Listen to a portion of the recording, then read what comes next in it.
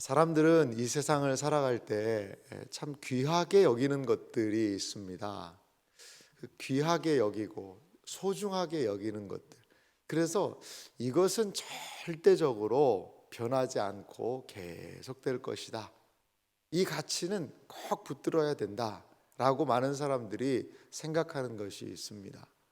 이렇게 중요하고 가치 있고 계속해서 사람들이 무엇인가 지키기 원하는 것들, 그런 것들이 있는데 오늘 전도자는요, 이러한 이 세상에서 그렇게 여겨지는 가치들에 대해서 계속해서 질문을 지금 제시하고 있습니다.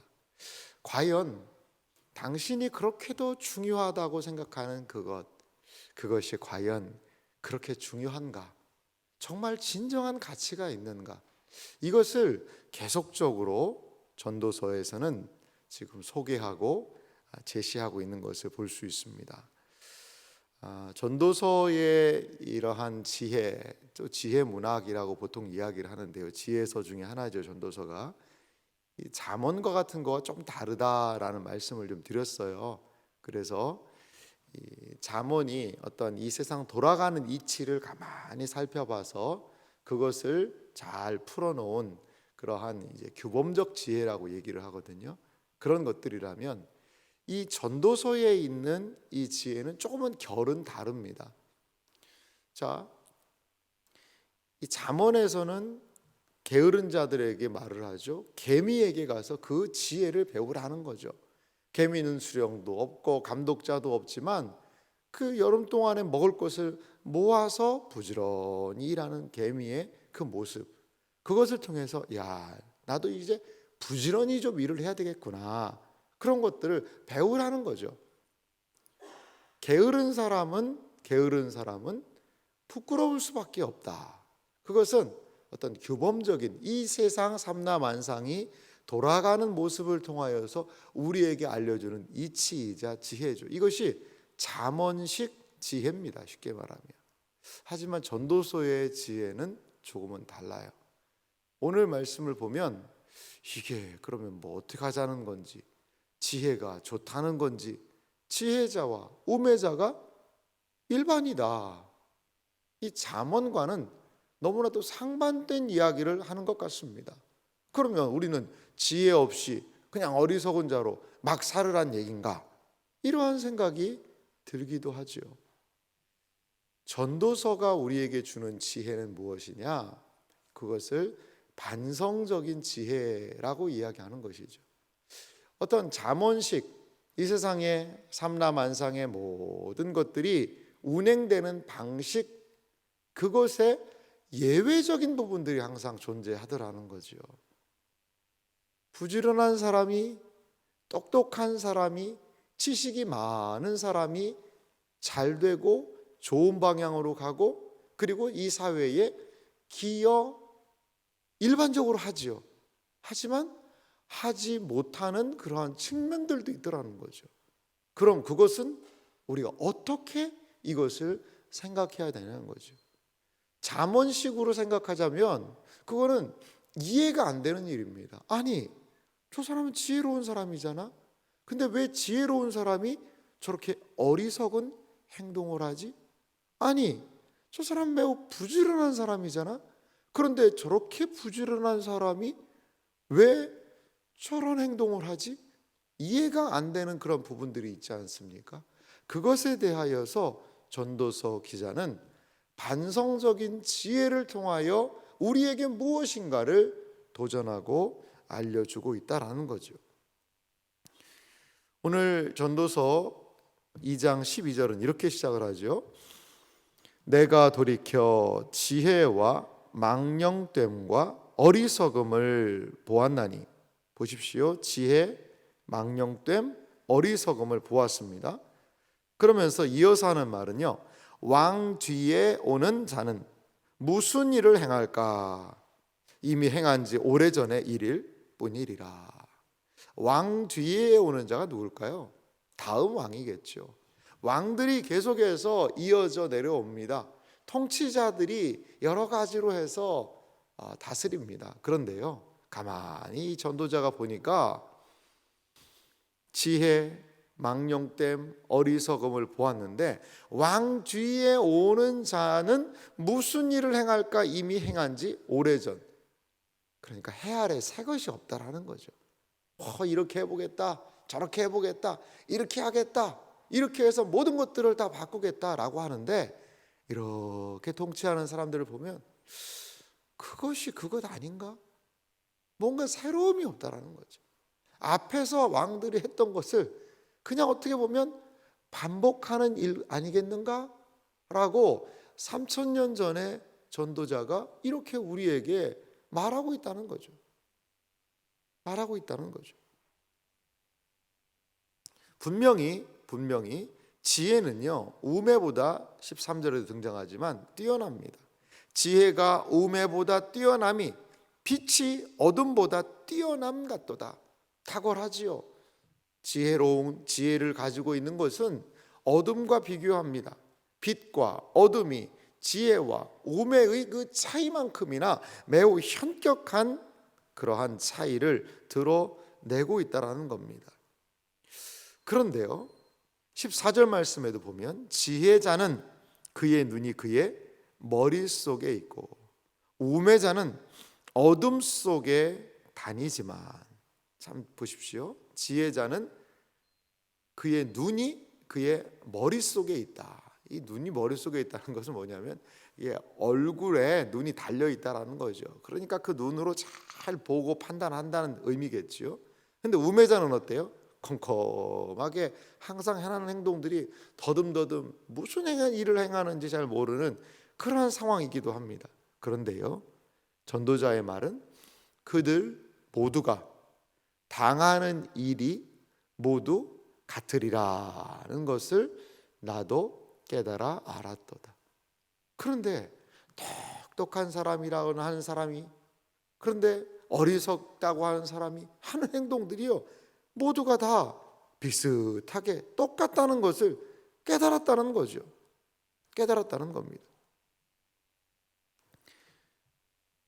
그래서요, 우매자가 당하는 것, 지혜자가 있는 그 지혜, 그런데 이 모든 것들이요 비슷하다는 겁니다. 특별히 이 16절이 이것에 대한 유사성을 이렇게 이야기하는데요, 지혜자도 우매자와 함께 영원토록 기억함을 얻지 못하나니 후일에는 모두 다 잊어버린 지 오래일 것임이라. 오호라, 지혜자의 죽음이 우매자의 죽음과 일반이로다.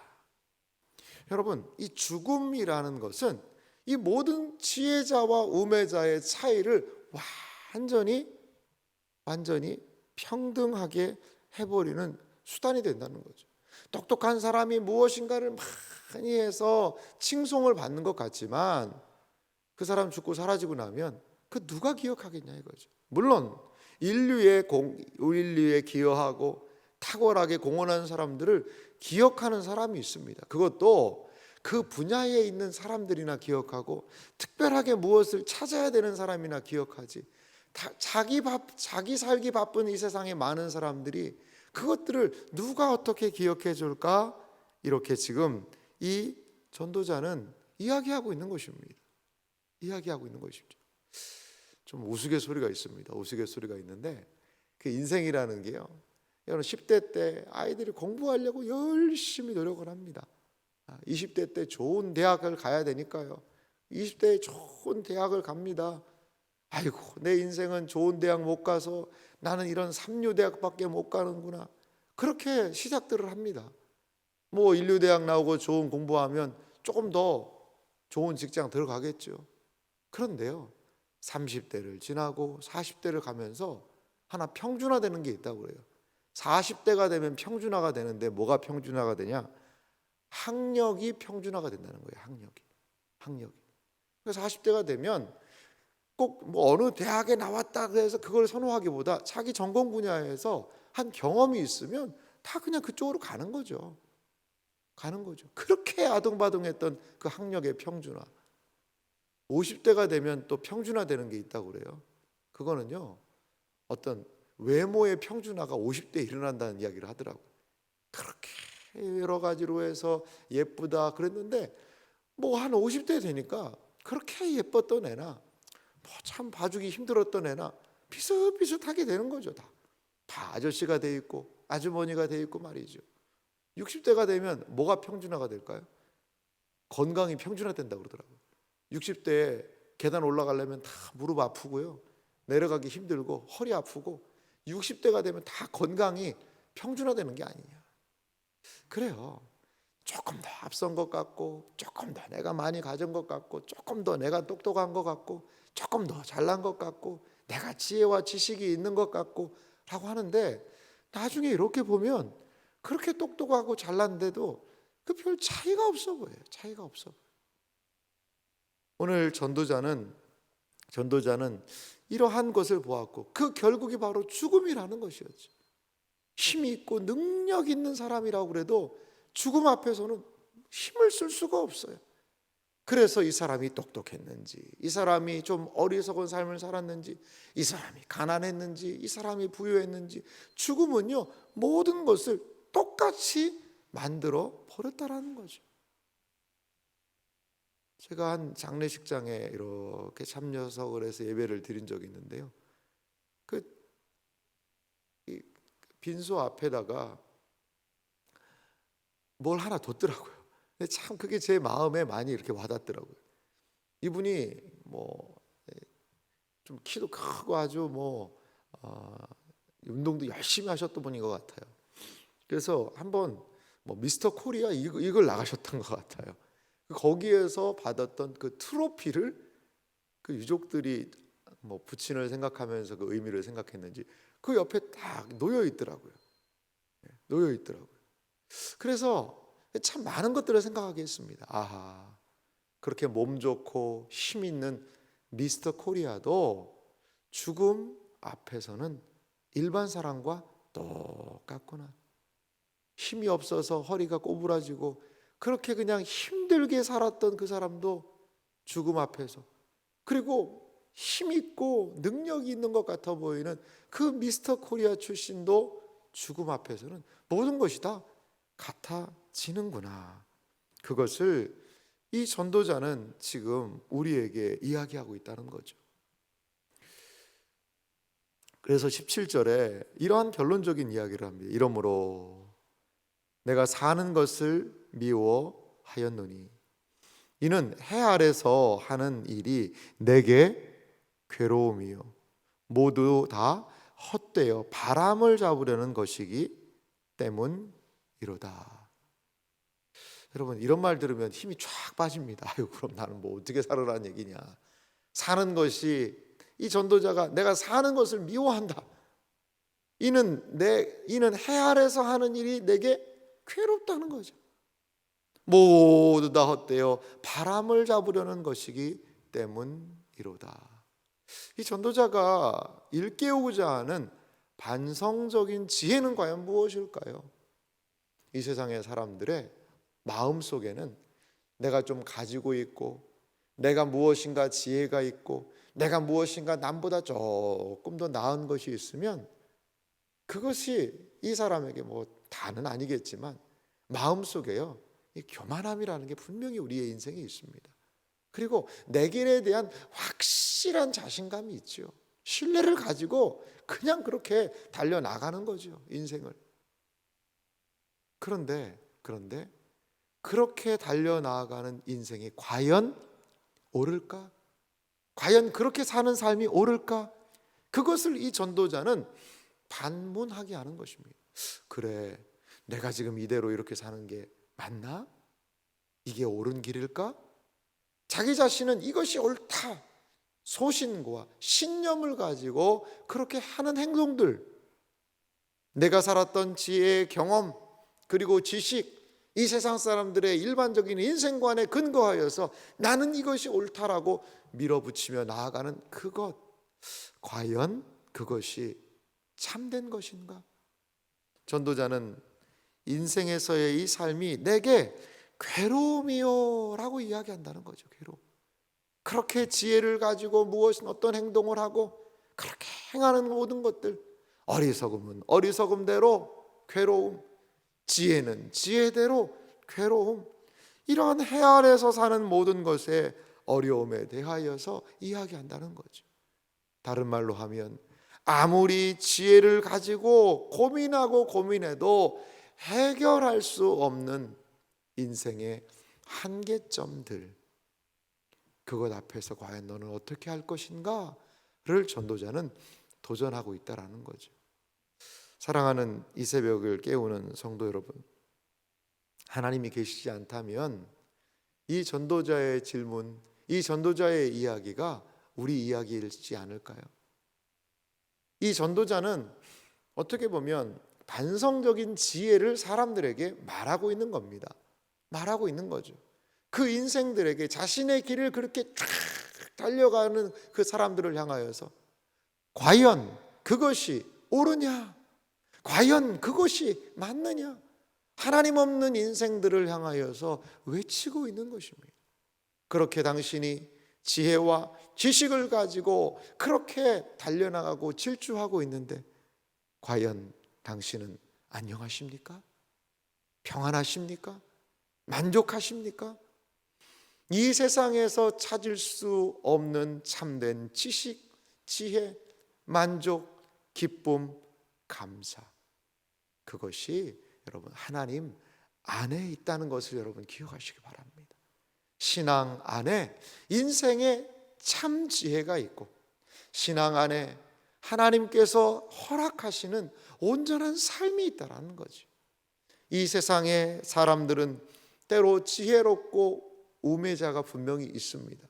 전도자는 그것을 빛과 어둠 정도의 그런 현격한 차이라고 이야기를 하고 있어요. 하지만 하나님께서 우리의 인생에게 주시는 지혜는 이 세상의 모든 사람의 지혜를 모아놓은 것보다 몇 억, 몇 조만큼이나 더 하나님의 지혜가 탁월한 지혜 아닐까요, 여러분? 하나님 밖에서 지혜를 찾고 인생의 의미를 발견하고자 하는 자들은 괴롭고 바람을 잡으려는 것처럼 허무할 수밖에 없다라는 것이죠. 하나님을 찾는 지혜, 하나님을 인정하는 마음, 그래서 하나님이 허락하시는 그 지혜를 따라 살아가는 삶 안에는 참된 만족, 참된 기쁨, 그리고 참된 보람과 하나님이 허락하시는 은혜가 있는 줄 믿습니다. 전도서의 이 전도자는 우리를 바로 그 지혜로 초대하기 위하여서 우리의 생각과 근간들을 지금 흔들고 있다는 거죠. 흔들고 있다는 거죠. 전도자의 이 말에 마음이 흔들린다면 우리는 다시 한번 진정한 지혜요 참된 가치인 하나님 앞으로 나아가야 합니다. 그 하나님 안에는 인생의 허무, 인생의 만족을 경험할 수 없는 불만족, 흔들리는 인생들의 진정한 만족과 평안을 하나님 안에서 발견하게 될 줄 믿습니다. 이 새벽에 우리는 무엇을 기도해야 할까요? 여호와를 경외하는 것이 지식의 근본이다라는 이 말씀을 기억하며 우리에게 참된 지혜, 참된 지식, 참된 삶의 가치를 알려주는 하나님 앞으로 온전히 더욱더 나아가는 이 새벽이 되시기를 주님의 이름으로 축원합니다.